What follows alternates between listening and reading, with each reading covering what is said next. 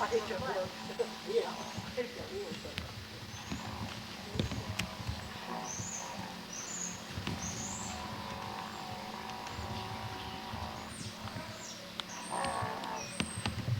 Film festival someday with the highlights of the Yeah. videos. And when it talks about the happy wedding, where you just hold this one down. What's that? Hold this with the other hand. Hey, Steve, let's start.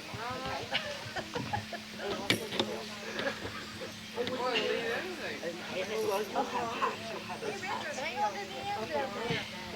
Hold it. So we are. Yeah, 1, 3, 4. So we'll know where it is. Sally's forward. Okay? Yeah, that you pretty well know what you're supposed to do. Building. It didn't rain a drop at our house. Then, yesterday, we had loads of water. We went Mom and Dad had a kitchen. well, nothing's in there till we get till the oil man comes. You have to have the oil man. I think Jeremiah or somebody. Jeremiah.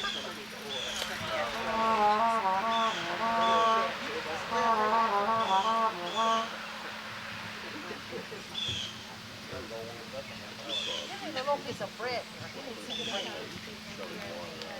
Boy, I like this bread cheese. Wow. Give me some bread here, so wear me out. That's my story. There you go, buy bread. Oh, baby, you can't have it all. There, there's another bite. I know. How's that?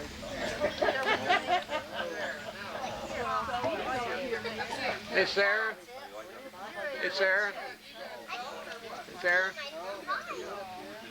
Better turn around this way. There you go.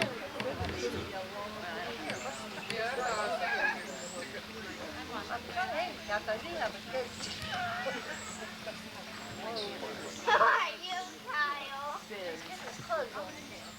Is he the person who has this? Hi. Hi, Mom. Send money. When children, the Lord that way, put the play out in the backyard. I knew the dog was over here, but when they tell me, It was so cold one year. They should have had hot chocolate.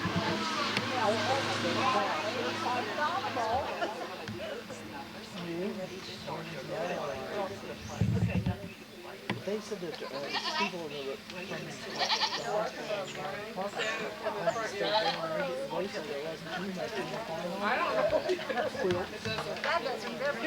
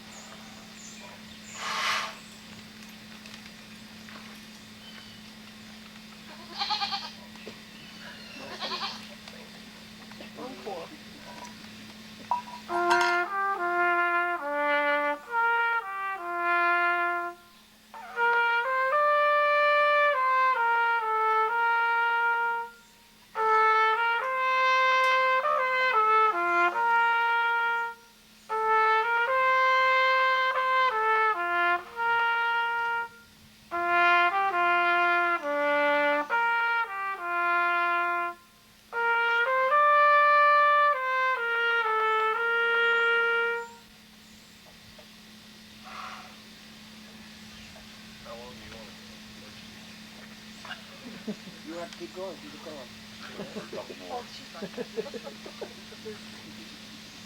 Multiple sites.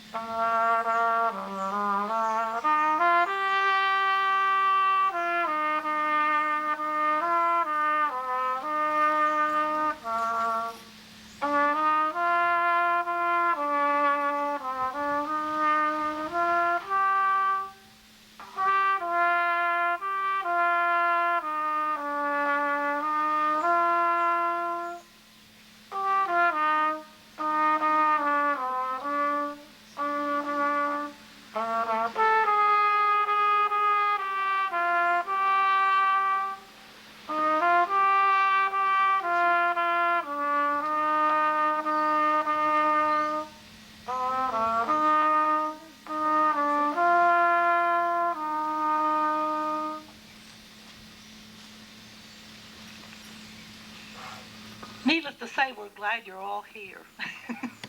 And I tried to find, since the theme today is the wedding story, the parable of the 10 young women, I tried to find something that applied to weddings as far as a thought or a hymn was concerned. And I chose this story of the hymn writing of Alas, and did my Savior bleed, or at the cross where I first saw the light. I thought it had an interesting background story. It said it was written by Isaac Watts, and he was an unusual man. He said he preached his first sermon when he was 24, and it says he was a charming man, but his stature was small and his physical appearance was hard to believe. He was only 5 feet tall. His face was sallow, and he had a hooked nose, small beady eyes, and a death-like color. One lady, a Miss Elizabeth Singer, who had fallen in love with his poetry and thought she had met her soulmate at last, refused his hand in marriage when she finally saw him. She said, "I admired the jewel, but I can't stand the container." It says, however, his hymns have been jewels admired by all generations of Christians. In a little lighter vein, I saw this cartoon the other day. It's 2 ministers, and one of them says, "I have to hand it to you. Attendance has tripled since you started tailgate parties before the sermon." So that's about the equivalent of our status today.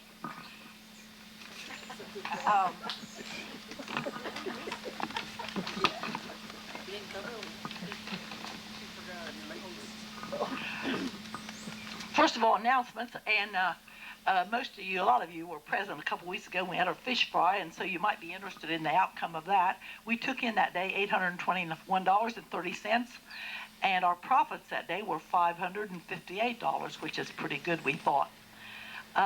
Next Sunday is the outdoor service of the community. As most of you know, Hallsville has a festival this week. I think it starts about Thursday, and they have a parade and quite a ceremony around here.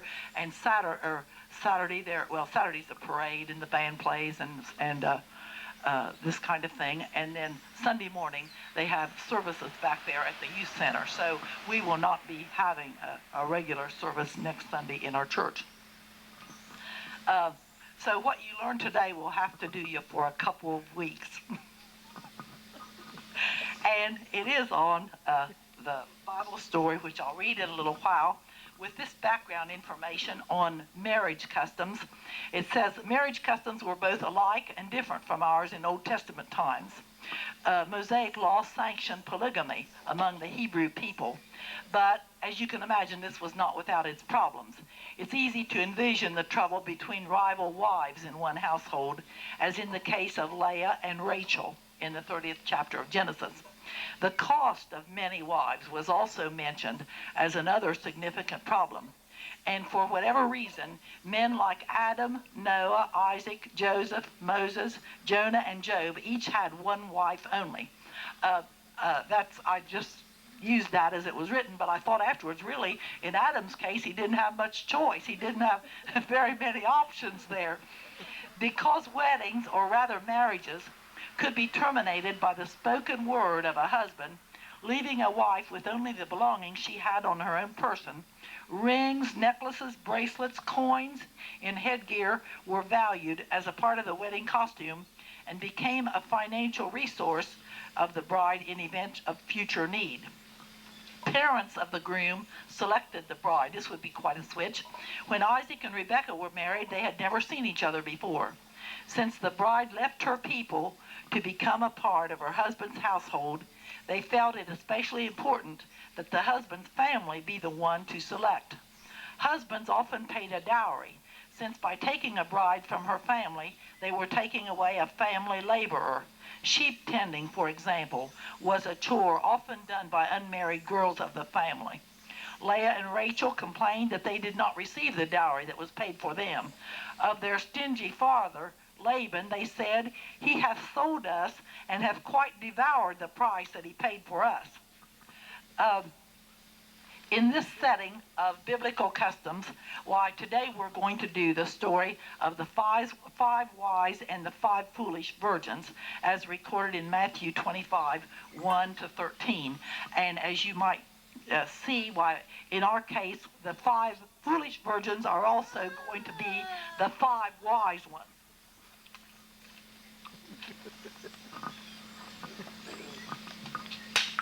Matthew 25, 1 to 13 reads, "Then shall the kingdom of heaven be likened unto 10 virgins which took their lamps and went forth to meet the bridegroom. And 5 of them were wise and 5 were foolish. They that were foolish took their lamps and took no oil with them. But the wise took oil in their vessels with their lamps. While the bridegrooms tarried, they all slumbered and slept. And at midnight there was a cry made, Behold, the bridegroom cometh, go ye out to meet him. Then all those virgins arose and trimmed their lamps. And the foolish said unto the wise, Give us of your oil, for our lamps are gone out. But the wise answered, saying, Not so, lest there be not enough for us and for you. But go ye rather to them that sell, and buy for yourselves. And while they went to buy, the bridegroom came, and they that were ready went in with him to the marriage, and the door was shut. Afterward came also the other virgins, saying, Lord, Lord, open to us. But he answered and said, Verily, I say unto you, I know you not. Watch therefore, for ye know neither the day nor the hour wherein the Son of Man cometh."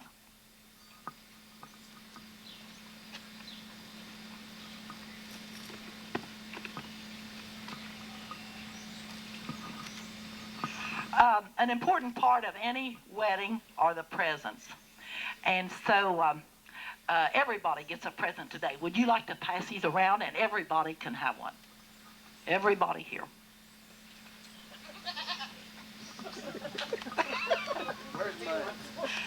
Well, he gets one.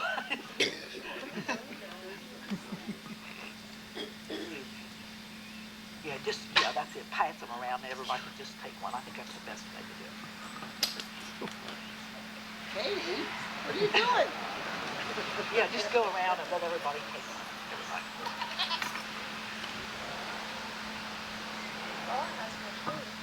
What? Oh, yeah, well, yeah, she needs one too. Well,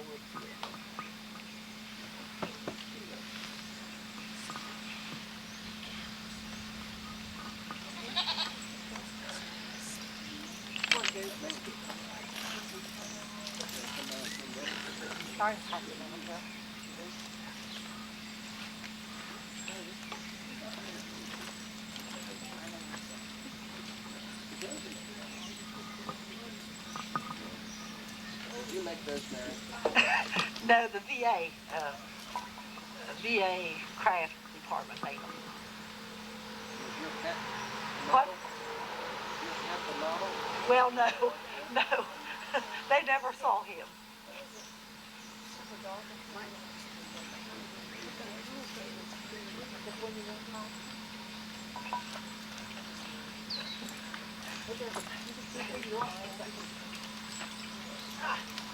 He'll eat them.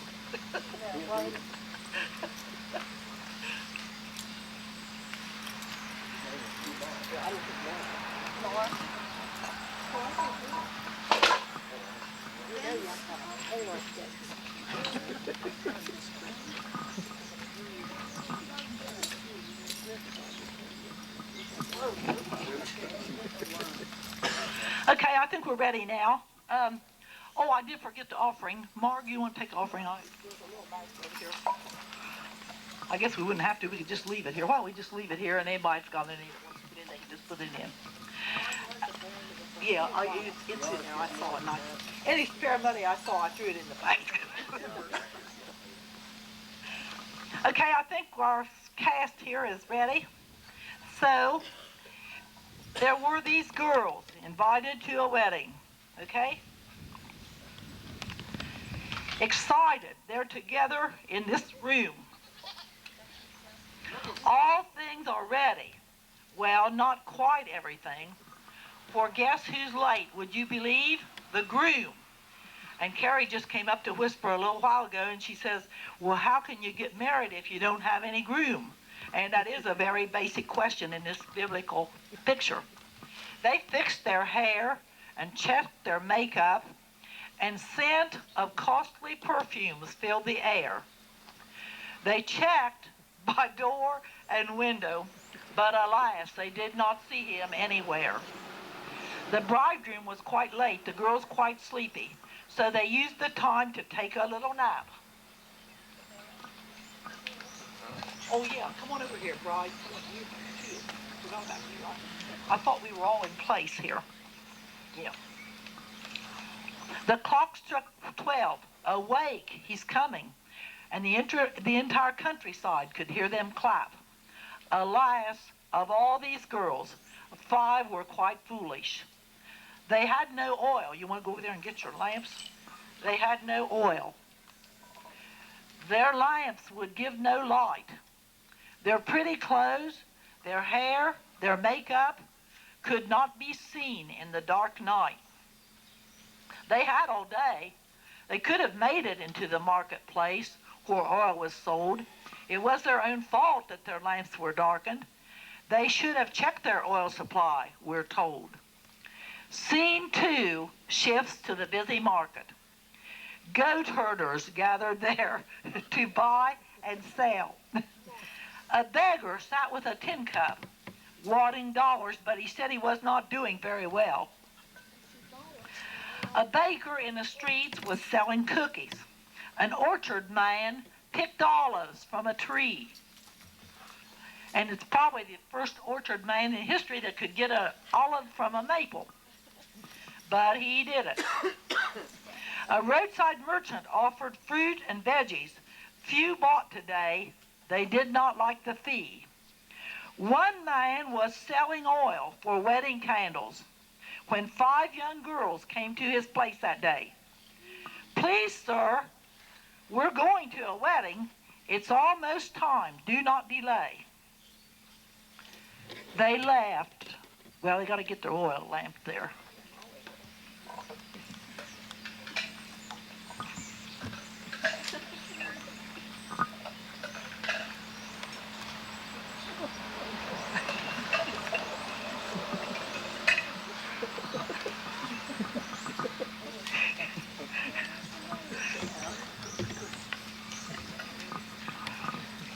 They left, their candles burning. Just as the tardy bridegroom came in sight, all he has to do is stand up in his groom's costume. But we're glad he made it. No wedding party ever was so joyous. You want to throw your rice? Just throw it over. Might grow. Go to the brazier.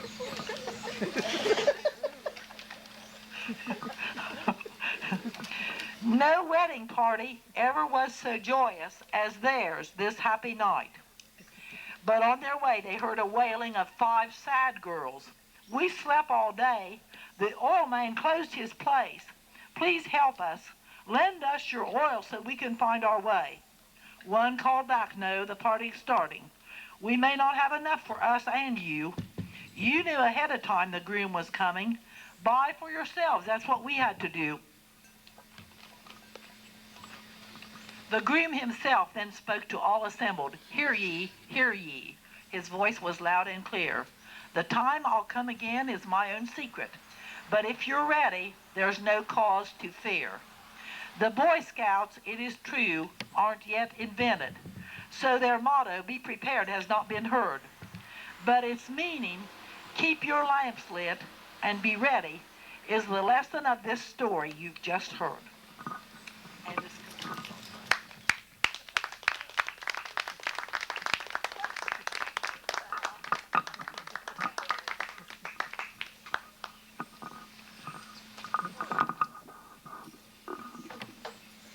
and thanks to all the brides and the grooms and the goat herders and the beggars and everybody, the oil man.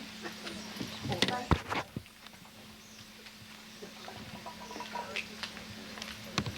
Yeah, did y'all get a little bit? Okay. Well, this concludes our work.